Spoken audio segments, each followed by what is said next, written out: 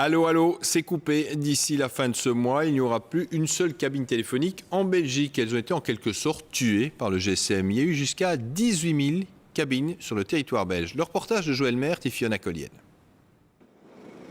Il y a quelques jours, la cabine téléphonique de Berzé était encore opérationnelle. Mais là, c'est bel et bien fini. Sa dernière heure a sonné, la fin d'une époque.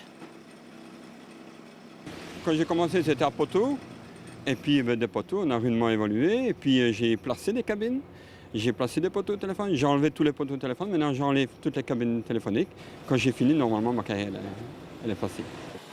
En quelques minutes à peine, après des années de bons et loyaux services, la cabine se retrouve sur un camion pour rejoindre un cimetière de cabines.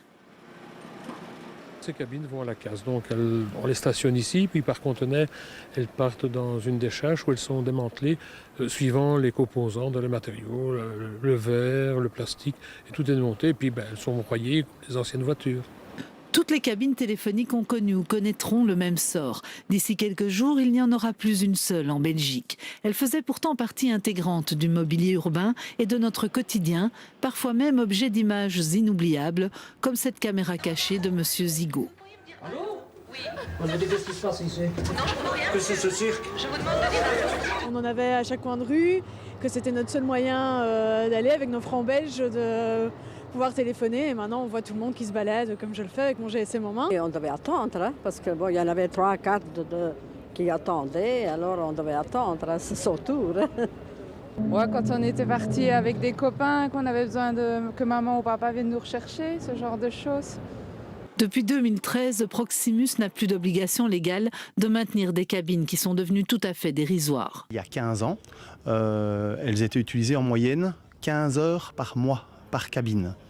Il faut savoir que jusqu'à l'année dernière, elles avaient encore été utilisées, les quelques-unes qui restaient, en moyenne 15 minutes par mois par cabine, ce qui est vraiment très très peu. À l'ère du smartphone, seules 30 cabines seront sauvées pour rejoindre des musées ou être utilisées dans des projets culturels comme témoins de notre mémoire populaire. Et pour rendre hommage aux cabines téléphoniques, eh bien, la RTBF a lancé une expérience participative sur le web et les réseaux sociaux intitulée « Histoire de cabine ». Vous êtes invités à raconter vos souvenirs et anecdotes, soit sur Facebook, soit sur la page « Histoire de cabine » ou même par téléphone 737 02 bien sûr, 02 737 37 47.